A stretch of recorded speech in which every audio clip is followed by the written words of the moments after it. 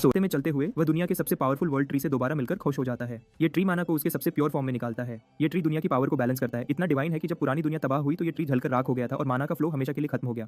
पर इस rift dimension में ट्री बिल्कुल ठीक है, जैसा डोजन को याद था। उसे इसका रीजन नहीं पता, मगर एक बात पक्की है, वह इस ट्री से माना एब्जॉर्ब करके अपनी पुरानी पावर वापस ले सकता है। वह वर्ल्ड ट्री के नीचे माना के बेस्ट फ्लो में मेडिटेट करना शुरू कर देता है और डोजन की पावर दिन ब दिन बढ़ती जाती है। वह 3 दिन से ज्यादा बिना कुछ खाए पिए बैठा रहता है। पूरे 10 दिन गुजर जाते हैं और वह बस अपनी सांस को बेहतर करने पर फोकस करता है। 10th रात के आखिर में एक प्रॉब्लम उसके पास खुद चली आई और उसका मेडिटेशन टूट गया। ये एलियन जैसे मॉन्स्टर्स, जिन्हें वॉल्सीना कहते हैं, ट्री को जलाने आए जैसा उन्होंने पहले किया था। पर इस बार इस अटैक को रोकने के लिए डोजन वहां है। मॉन्स्टर्स उस पर अटैक करते हैं, लेकिन डोजन को अफसोस होता है कि उसके पास वाटर एलिमेंट सोर्ड नहीं है जिसे यूज करके वह इन्हें आसानी से मार सकता है। ये फायर मॉन्स्टर्स उसकी तरफ चिल्लाते हुए बढ़ते हैं, पर डोजन में इतना माना भर चुका है कि उसे किसी वेपन की जरूरत नहीं है। अब वह खुद एक वेपन बन चुका है और उसके हाथ भी एक प्रॉपर हाई रैंक वेपन बन चुके हैं।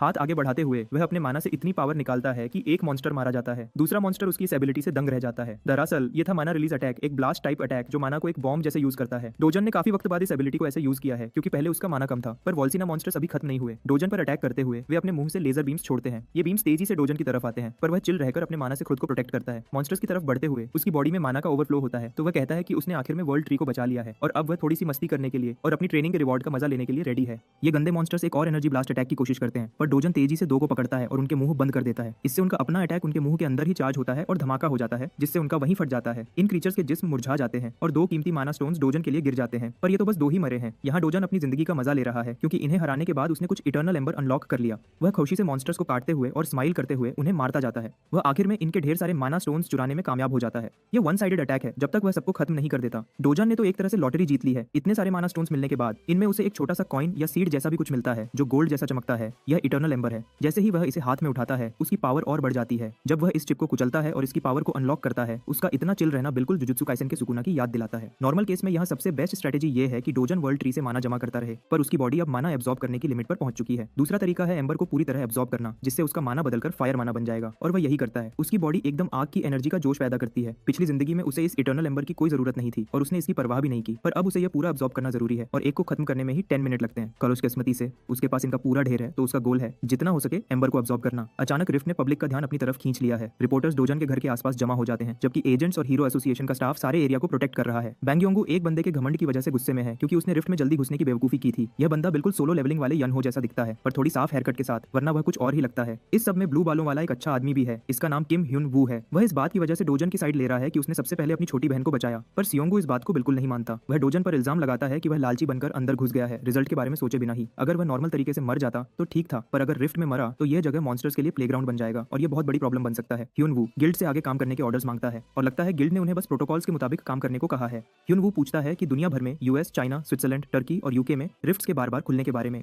ऐसे रिफ्ट्स का खुलना यह आम बात नहीं और गिल्ड को इतने सारे रिफ्ट्स एक साथ मैनेज करने में प्रॉब्लम भी हो रही है। कुछ कंट्रीज ने इस प्रॉब्लम को आसानी से रोक लिया, पर साउथ कोरिया में लोग गुस्से में हैं क्योंकि एक बंदे की वजह से यह सिचुएशन डिजास्टर बन सकती है। सियोंगू इतना गुस्सा है कि उसका डोजन को मारने का मन कर रहा है और वह दुआ कर रहा है कि रिफ्ट उसे बाहर फेंक दे। बात करें उस बड़े से पर्पल गेट की जो 28 दिन पहले दिखा था, उस दिन से डोजन अंदर है। हीरो एसोसिएशन अब डर में है और इसने लेवल 1 वेव की वार्निंग भी दे दी है। डोजन की आइडेंटिटी को प्राइवेसी के लिए अभी दुनिया के सामने नहीं खोला गया, पर वे सब उसे ऑर्डिनरी पर्सन एस कह रहे हैं, जबकि दुनिया को उसकी असलियत का पता ही नहीं है। मनी लेंडिंग ऑर्गेनाइजेशन का बॉस जल्दी से सारे क्लूज जोड़ लेता है। उसका असिस्टेंट रिपोर्ट कंफर्म करता है कि डोजन इस सब में शामिल है। किम यांगू जो प्रेसिडेंट हुआंग चोंग का राइट हैंड मैन है, बहुत क्यूरियस है और जानना चाहता है कि डोजन के जिंदा वापस आने के चांसेस क्या हैं। असिस्टेंट बिल्कुल यकीन से कहता है कि एक नॉर्मल इंसान के जिंदा बचने के चांसेस 1% से भी कम है, पर डोजन को आम इंसान कहते ही हुआंग चोंग के चेहरे पर एक मजेदार स्माइल आती है। यह वही नॉर्मल बंदा है जिसने उसके आदमियों को हॉस्पिटल भेजा और हफ्तों तक बैंडेजेस में रखा। दुनिया की नजरों में वे उस एक इंसान की ताकत को बहुत अंडर एस्टिमेट कर रहे हैं जो अकेला रिफ्ट में घुस गया है। उन्हें अभी अंदाजा नहीं कि वह कितना पावरफुल है। हुआंग चोंग अब यह जानना चाहता है कि एक पावरफुल इंसान के जिंदा बचने के चांसेस क्या हैं। उसका असिस्टेंट कहता है कि यह हीरो के लेवल पर डिपेंड करता है और बिना सही इन्फॉर्मेशन के फैसला करना मुश्किल है। चोंग भी मानता है कि लड़ने की एबिलिटी और सर्वाइव करने की एबिलिटी अलग होती है और रिफ्ट के अंदर ये एक और लेवल की प्रॉब्लम लाती है। पर एक बात पक्की है, ये गंदा बंदा अपनी आदत नहीं छोड़ता। चोंग डोजन के परिवार को बचाना चाहता है, पर इस सबके पीछे उसका एक घटिया प्लान है। अगर डोजन वापस नहीं आता तो यह कमीना उनके ऑर्गन्स बेचने का प्लान बना रहा है, और अगर आता भी है तो उस पर लोन का इल्जाम लगा देगा। यह बंदा तो हद से ज्यादा घटिया है। दूसरी तरफ वर्ल्ड ट्री हमेशा की तरह अपने ऑरा को फैला रहा होता है। यहाँ डोजन पूरे फोकस के साथ अपनी ट्रेनिंग पूरी करने में लगा है। उसका जिस्म अब फ्लेम माना से भर गया है। उसे पता ही नहीं चलता कि कितना वक्त गुजर गया है, पर वह 100 फायर स्टोन्स अब्सॉर्ब एब्जॉर्ब कर रहा है। इससे उसने इतना फायर माना जमा कर लिया कि वह इसे अपनी मर्जी से चला सकता है। ऊपर से एक साइड इफेक्ट के रूप में उसकी आग के खिलाफ रेजिस्टेंस भी बढ़ गई है।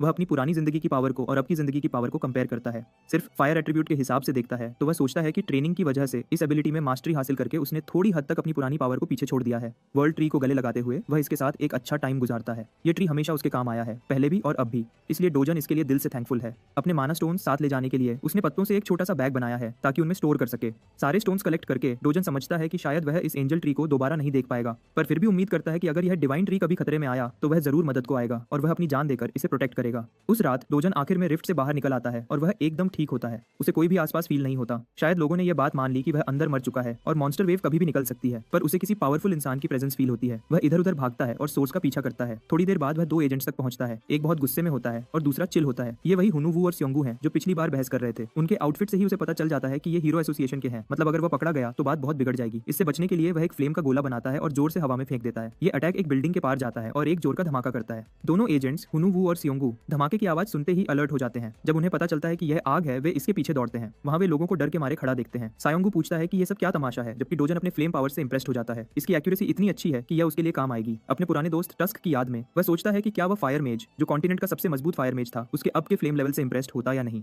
अचानक हुनुवू के फास्ट सेंसेस उसे रिफ्ट की तरफ अलर्ट करते हैं। वह कुछ एक्टिव हो रहा है। उनकी आंखों के सामने रिफ्ट धुंध में गायब हो जाता है। दोनों एजेंट्स साइड पर दौड़ते हैं और उन्हें यकीन नहीं आता कि रिफ्ट का दुनिया से कनेक्शन खत्म हो गया है। इधर डोजान अपनी अगली मंजिल की तरफ बढ़ रहा है बिना किसी प्रॉब्लम के। अगली सुबह मापो के उस रिफ्ट के बारे में न्यूज आती है जो 1 महीने तक रहा। यह ऐलान किया जाता है कि एससीओ डोजान के जोन में घुसते ही 29 दिन बाद रिफ्ट गायब हो गया और हीरो एसोसिएशन का मॉन्स्टर वेव के आने का डर गलत था। लोगों ने कभी नहीं सोचा था कि रिफ्ट अचानक गायब हो जाएगा, इसलिए वे अभी भी इसकी इन्वेस्टिगेशन कर रहे हैं। उन्हें यह भी समझ नहीं आ रहा कि रिफ्ट के गायब होने के वक्त जंकयार्ड में लगी आग की वजह क्या थी। इससे ज्यादातर लोग यह मान रहे हैं कि एससीओ डोजान मर चुका है और यह उसके अपने किए का नतीजा है। उन्हें क्या पता कि डोजान सबके सामने छुपा हुआ है और लोगों के अलग अलग ओपिनियंस को देख रहा है। कुछ उस बेचारे लड़के के लिए हमदर्दी दिखा रहे हैं जो अपनी जान गंवा बैठा है। पर रिफ्ट के गायब होने का सुनकर डोजान का दिल टूट गया था। वह मायूस है कि अब वह वर्ल्ड ट्री से दोबारा नहीं मिल सकता, चाहे वह वर्ल्ड ट्री को प्रोटेक्ट न कर सके। पर एक और चीज है जो वह अपनी जिंदगी में बचा सकता है और वह वापस एचसीएस कैपिटल चला जाता है। अंदर ये बेवकूफ डोजान की मौत की खुशियां मना रहे हैं, ये सोचते हुए कि अब वे दादी और उसकी बहन को आसानी से खत्म कर देंगे। चांगजब वैसा ही बंदा है जो लोगों को निचोड़कर मार देता है। एक फ्रॉड बंदा बात कर रहा है कि छोटी बहन को बड़ा होने देना चाहिए ताकि उसे दूसरे तरीके से यूज कर सकें। जब ये लोग बिना सोच समझ के बकवास कर रहे होते हैं तभी एक जानी पहचानी आवाज उन्हें सलाम करती है और उनके बॉस को बुलाती है।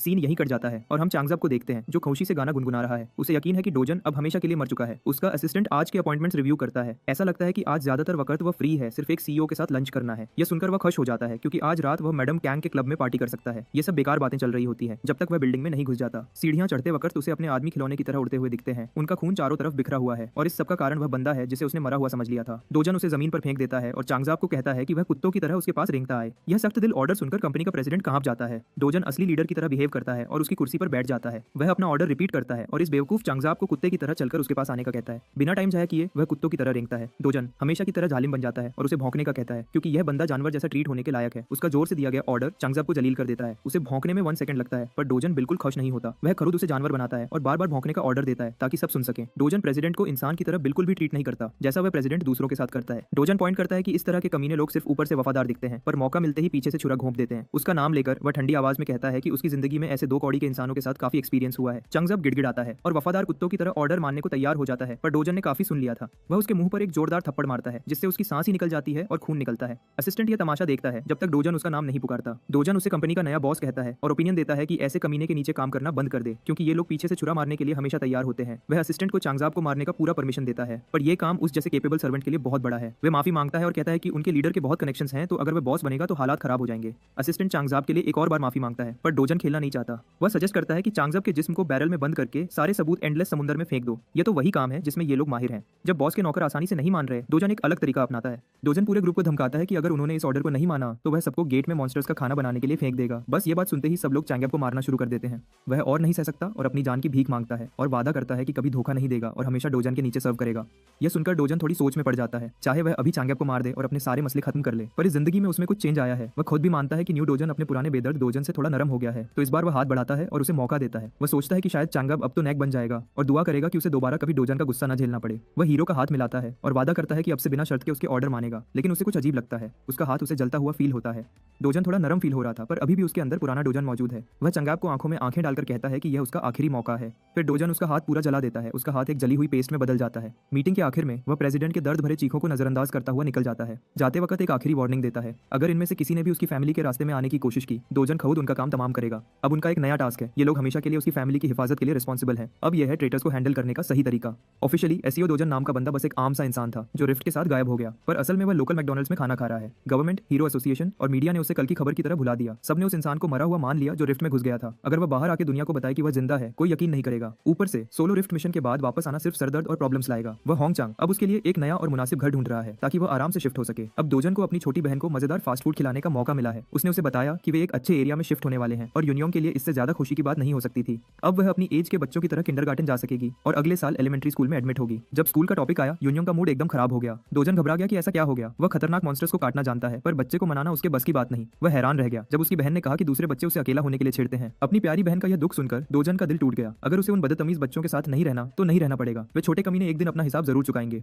यह जानकर कि उसे किंडरगार्टन नहीं जाना पड़ेगा, यूनियोंग फिर से खुश हो जाती है। अंदर ही अंदर दोजन एक प्लान बना रहा है ताकि अपनी छोटी बहन को एक अच्छे प्राइवेट स्कूल में भेजे जहां कोई उसे छोटा समझने की हिम्मत न करे। उस रात सीईओ दोजन को पता चला कि किम योंगू ने उसकी दादी और बहन को रिफ्ट के वक्त किसी रैंडम मोटेल में छुपा दिया था। यह कमीना माफी मांगते वक्त अपनी कमर तोड़ने वाला था और कहता है कि मोटेल उनकी कंपनी के मैनेजमेंट में है तो यह किसी और जगह से ज्यादा सेफ है। दोजान के पास आज योंगू से उलझने की एनर्जी नहीं, तो वह बस कमरे में घुस जाता है और अपनी दादी को दोबारा देखता है। छोटी यूनियोंग उस पर चढ़कर गले लग जाती है और दादी उसका हाथ पकड़कर आंसुओं के साथ खुशी से देखती है। वह बस अपने पोते को जिंदा देखकर खुश है। पहले तो यह हीरो दंग रह गया, पर जब उसे अपनी फैमिली का इतना प्यार फील हुआ, उसने उनके प्यार को स्माइल के साथ कबूल किया। छोटी यूनियोंग को मैकडॉनल्ड्स का खाना बहुत पसंद है तो